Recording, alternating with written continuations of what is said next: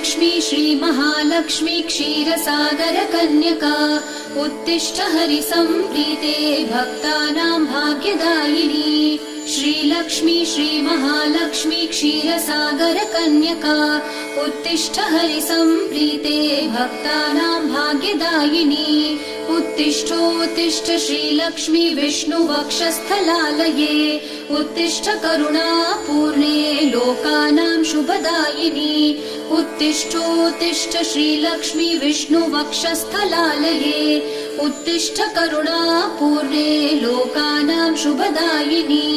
श्रीपद्ममध्यवसिते वरपद्मनेत्रे श्रीपद्महस्तचिरपूजित पद्मपादे श्रीपद्मजातजननी शुभपद्मवक्त्रे श्रीलक्ष्मी भक्तवरदे तव सुप्रभातम्।